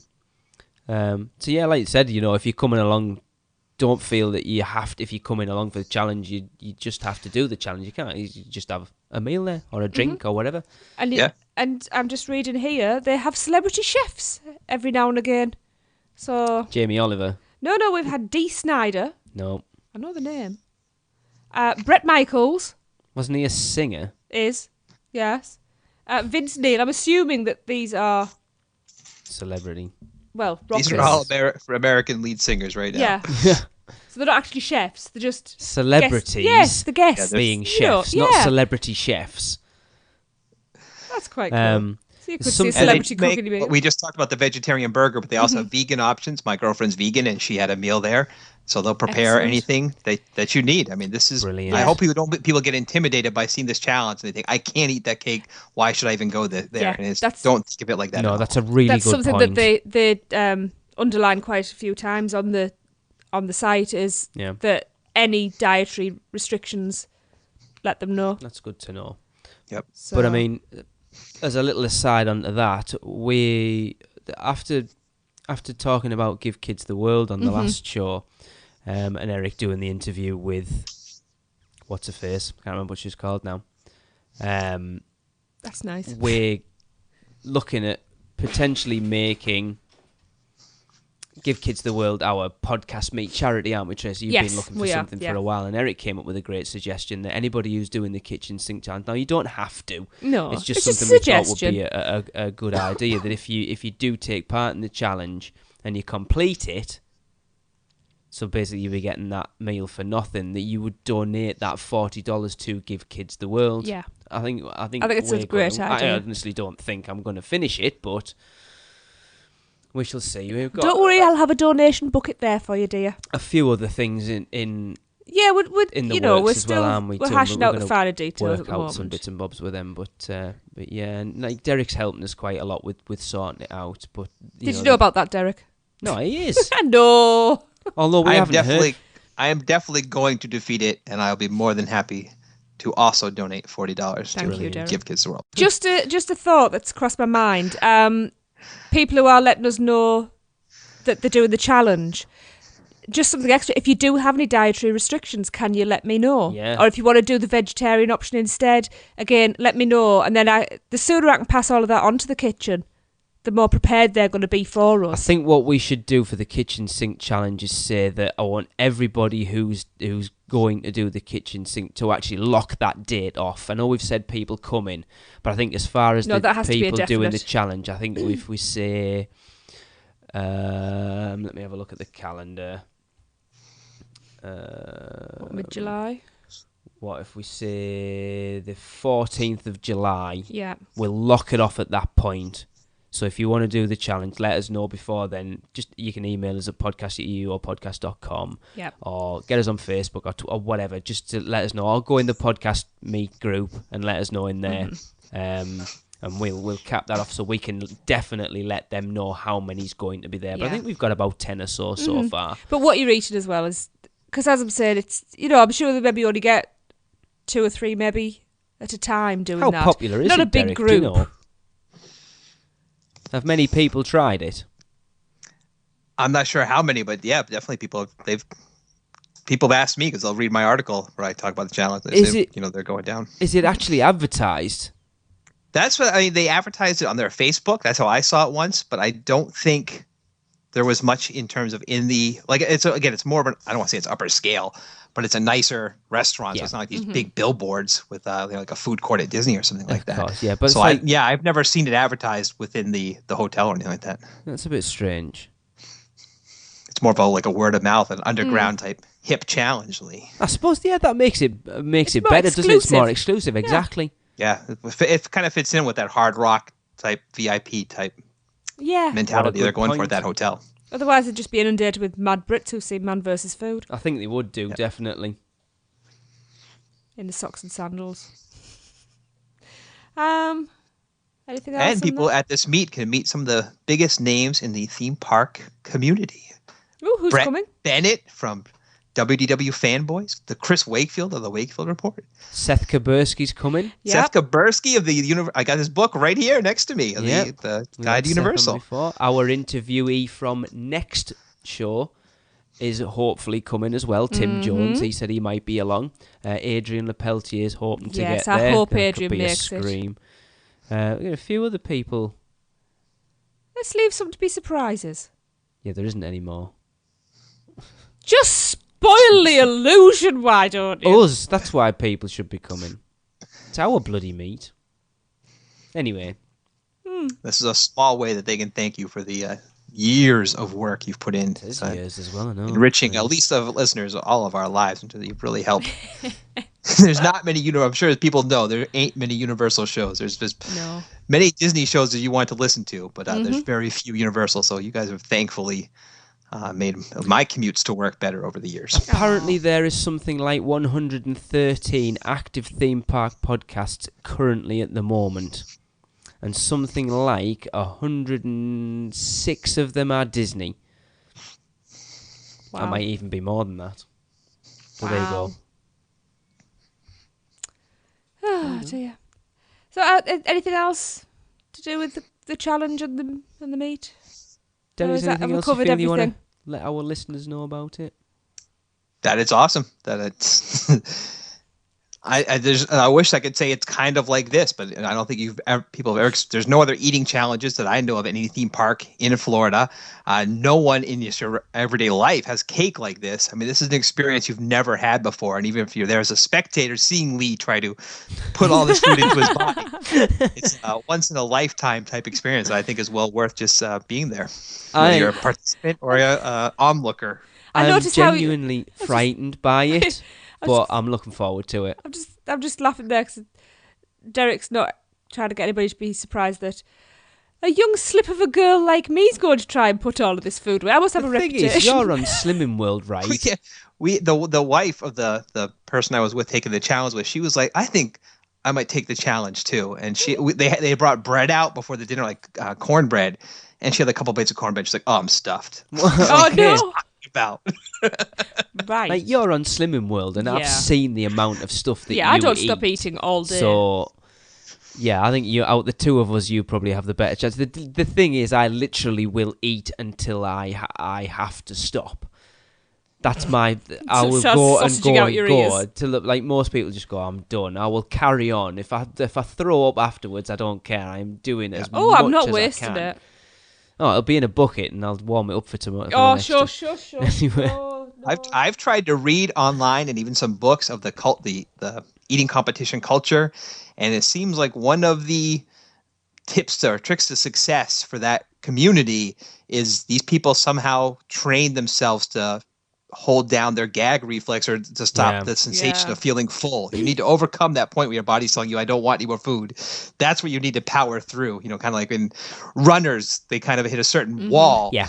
You need to be able to have that intestinal fortitude to fight real past that and to take the next level. Well, you've said, haven't you, Tracy, you're going to make a burger, obviously not that sort of size, but somewhere near, and try and do like some sort of cake and do something very close to it and do it at home before we come and see how we can. I think the four of us should just share one batch. That's a lot of burger meat I've got to put together. Like, I lashed through my tea tonight. We had burgers for tea tonight, and I went through They that were no tiny. problem. It doesn't matter. They were Monster- £1/4 burgers. Monster burger at TGI's. I can power through that and put a Yeah, but I dessert don't want to. away If I'm and going still have out room for over more. here to eat my tea, I don't want to be No, but ramming I'm it just down my looking. face in half If an hour. that's a 12-ounce burger, and I can put that away with a dessert and come home hungry. Come home Jesus. still wanting to eat. Tracy might complete it. I might die. might. I might pop. I That might would be roll something. home. It wouldn't be pleasant. You ever seen Monty Python's The Meaning of Life? It'd be like Mr. Creosote. Just one wafer thin mint. Right, shall we wrap it up there? I think so. Okie dokie. Well, that's it for episode 56. Thank you everyone for listening to all the waffle and crap It's we've been gone a different through show. today. I'll certainly give it that one. I've enjoyed it. Don't forget to check out our theme tune composers, other stuff. Just search for Lex Wall on iTunes and also check out his paranormal podcast, Anything Ghost. I really urge you to do that because it's bloody marvellous. There's been a new one out for a while, actually. Yes, hurry up then, Lex. I'm ready for a new one.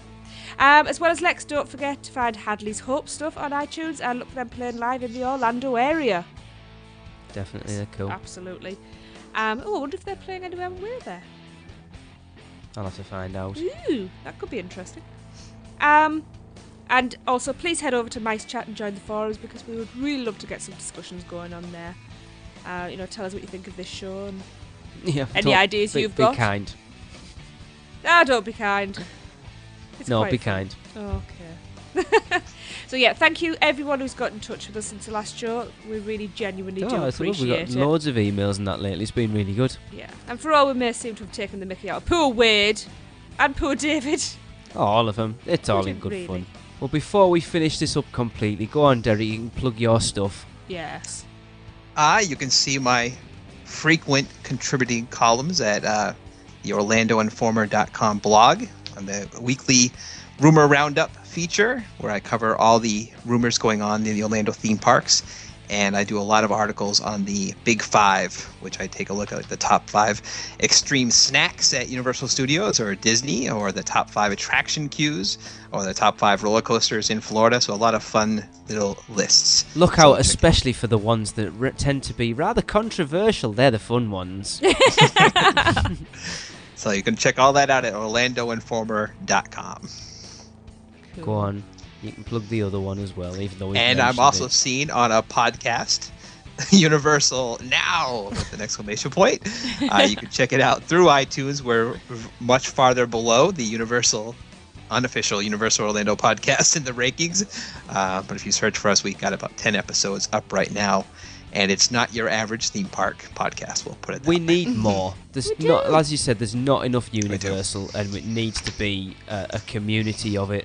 I honestly think there's a lot of Disney fans who don't understand what Universal is because they've kind of been hit over the head with a lot of false propaganda. Yeah. And I think if they spent a day at Universal and they walk through Islands Adventure and see that this is the evolution of theme parks, the theming of the Port of Entry and Wizarding World of Harry Potter and Seuss Landing. I mean, it's just the fact that Disney is kind of taking over Universal's ideas with the new Fantasyland. I mean, they're basically just doing their versions of the Wizarding World and their own signature drinks. They're showing that what Universal did is successful. Definitely. And they're very customer friendly. And as a matter of fact, let me just say, I just got my Disney annual pass. Well, one of the big news recently is that Disney cut its annual pass percentages for discounts, so from 20% down to 10%. But at Universal, if you buy anybody goes to a gift store and you spend $50, you get a $10 gift card automatically. I mean, it's the opposite of customer service. They're supersizing their audience. They're putting their money into e-tickets and new rides and attractions and shows. So this is a theme park for people who love theme parks. It seems to be that Disney are going down the route that Universal made their name on by buying franchises and all the rest of it. And now Universal are going down the route that made Disney so popular by, spending money on the parks and fleshing it all out and really making it a much more rounded experience. And they're thriving on it, and I think they've really got Disney on the ropes at the moment.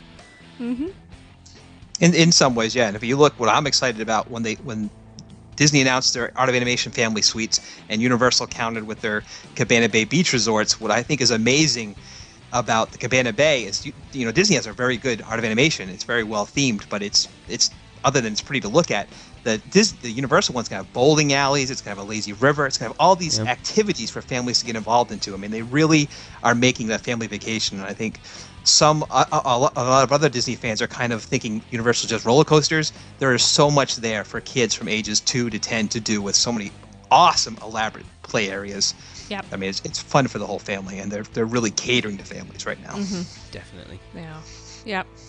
Well, our next show will be out the 24th of May, and it will have our interview with Tim Jones, former project engineer for Islands of Adventure. So until then, my friends, it's goodbye from me. And it's ta-ta. And I'm Helen Hunt. I can tell you that when we agreed to make Twister, we had no idea what we signed up for.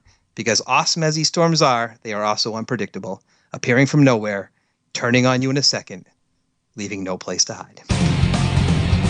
Well, that just about does it for another unofficial Universal Orlando podcast. We'd love for you to get in touch. So follow us all on Twitter at UUO Podcast, at UUOP Tracy, at UUOP Darren, and at UUOP Eric.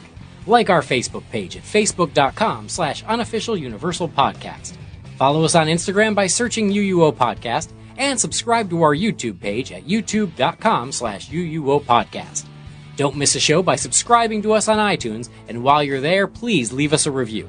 Not an Apple user? No problem. Just find the show at uuopodcast.libsyn.com and subscribe to the feed while you're there.